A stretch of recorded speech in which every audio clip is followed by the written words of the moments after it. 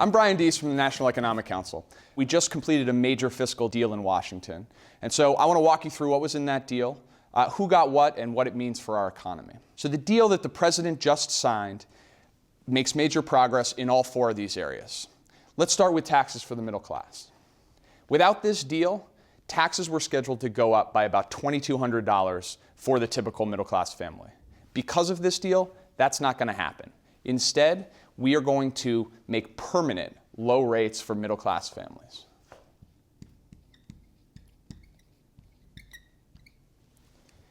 In addition, this deal continues important tax credits for working families called the Earned Income Tax Credit and the Child Tax Credit. These put money in the pockets of families that need it the most and help our economy as well.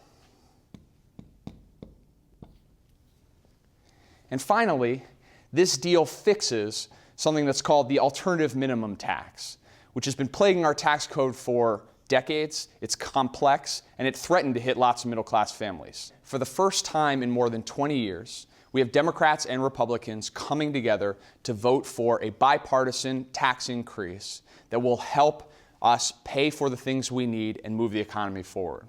It has a couple of components. The first is that for the wealthiest Americans, the top tax rate that they pay is going to return to where it was during the Clinton administration. Second, the rates on capital gains and dividend income are going to go up as well. And when you combine what happened with this deal with the capital gains and dividend rate increases that were in the Affordable Care Act, the health care reform bill, then going forward, people making over $250,000 will pay about a 19% on their capital gains and dividend income, and people making over $450,000 will pay about a 24% rate.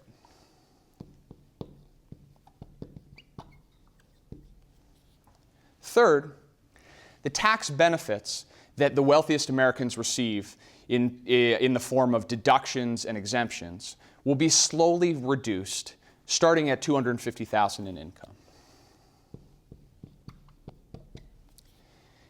And fourth, the tax rate that the wealthiest estates, the largest estates in this country pay, will increase from 35% to 40%.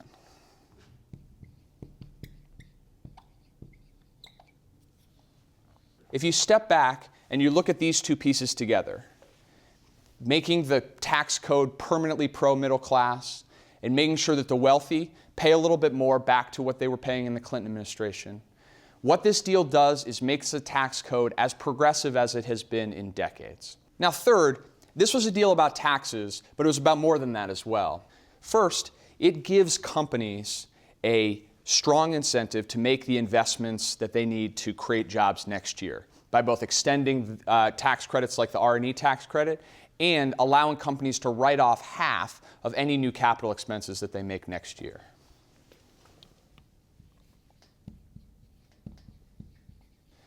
Second, this deal extends a critically important tax credit called the production tax credit, which provides renewable power companies an incentive to make the investments they need to grow. Third, this deal extends a tax credit that we call the American Opportunity Tax Credit. But what it does is it gives every person who's trying to go to college the potential to receive a $2,500 tax credit, if they're eligible, to help defray the cost of college. And finally, this deal extends unemployment insurance for a full year so that those people who are out there looking every day to find a job in an economy that is still very tough have those benefits in their pocket, and that our economy benefits from the spending that those unemployment benefits generate. And finally, the President has been focused for a long time now on reducing our deficit, which is the difference between the amount that we spend and the amount that we're taking in tax revenue, in a balanced, responsible way.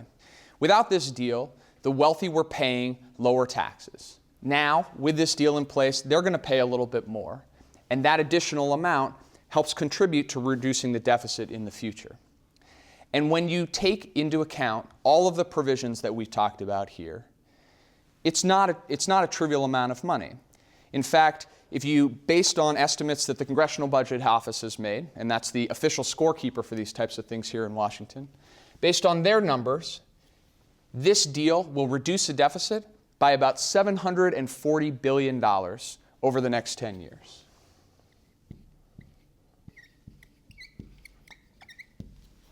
And this $740 billion is important because it comes on top of the deficit reduction efforts we've already made. And last year, through the Budget Control Act and prior spending bills, this president has already signed into law $1.7 trillion in spending reductions. We are building the foundation for the kind of balanced deficit reduction that we need. Now, the president has said he wants to do more. He believes we need to do more. But the important thing that he has made clear through this deal and that he's going to focus on going forward is that deficit reduction needs to be balanced. Any additional spending cuts need to be coupled with additional revenue increases because that's the right way to do deficit reduction, and that's what we've shown in the context of this deal. So that's basically what came out of the fiscal cliff. I know it can be very confusing. There's a lot of back and forth. But at the end of the day, the important things to remember are this. Middle-class families are going to see continued lower tax rates because of this deal. The wealthiest Americans are going to go back to paying about the same amount of taxes that they paid during the Clinton administration. We're going to do a couple really important things to keep our economy growing and help clean energy manufacturing and those who are desperately looking for work here in America. And finally, we've made another important contribution to reducing our deficit in a balanced way. We've got a lot more to do, but this is a very important step for our economy and for middle-class families.